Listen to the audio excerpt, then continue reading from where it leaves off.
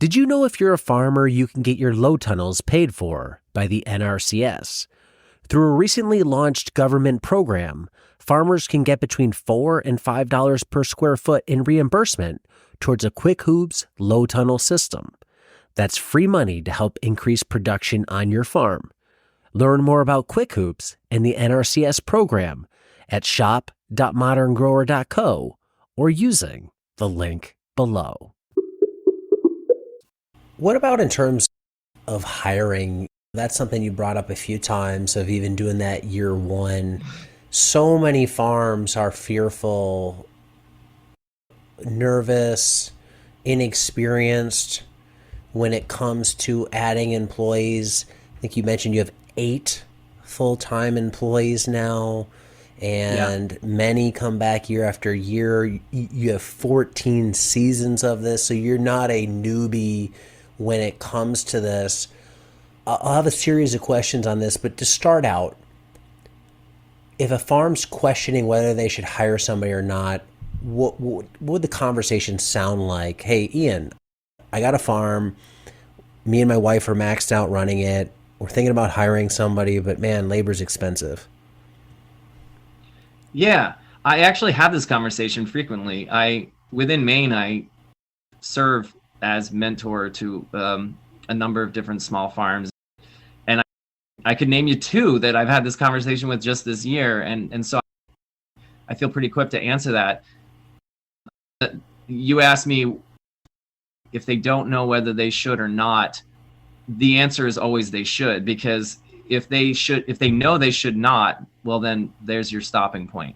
If they don't know if they should or should not, in my experience and from what I can tell about everyone else's business, they absolutely should. And so that to me is a starting point. Like, convince me that you should not. Convince me that you will lose money, because I love having these conversations with people. When I look at anyone's farm, let's say it is a couple, and they are maxed out and they're not sleeping enough, and so the salad is busy overgrowing rather than getting cut. And they often need to hear from someone else, say me, I feel like people need to hear, anyone can cut salad, buddy. Like, literally anyone with arms and eyes can cut salad. If someone else is cutting salad, tell me what you will do with that time. And they can always tell you. There's always 10, 15 things. Geez, I would fix the fans in the greenhouse, or I would put shelves inside of my truck so that when I get to market, I know where everything is.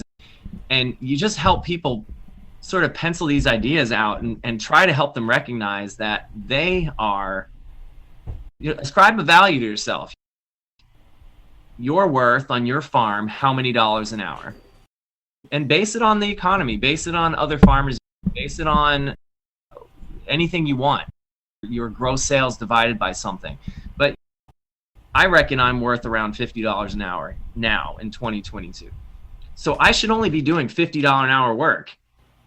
And that's where my farm's at. Like, you don't get to start off that way, but I should only be doing $50 an hour work at this point.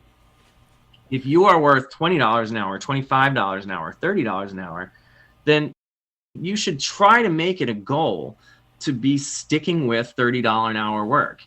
And if there is $16 an hour work that you can delegate, you're going to make money by getting that off of your plate and onto someone else. Now, obviously, there's different models and how you train someone. A lot of farms, it's very side by side. You can't just stick someone in the salad and walk away. I absolutely get that. But if they half your salad cutting time, and then they move on to packing, and you can leave that pack area and go do another thing, or if it just simply means that the salad doesn't get cut. I know this answer might be a little too rambling, but I will tell you, I work with many different small farms and help them sell their stuff. Sometimes I buy it and sell it. Oftentimes I buy it and resell it, especially because if they're small, it very easily goes into my machine, my marketing machine, and it's not difficult for me. I got an email yesterday from a small farm I work with that said, I'm sorry, there's no availability this week. I have no one to pick it. And in my mind, that's about the biggest fail that a farm could experience. All the planning, that went into that, whatever 7 crops were going to be on that availability list, all of the buying of the materials, the careful seeding and planting, the watering and caring for and weeding. And then when it comes down to making the money off of it, he had no one there to pick it.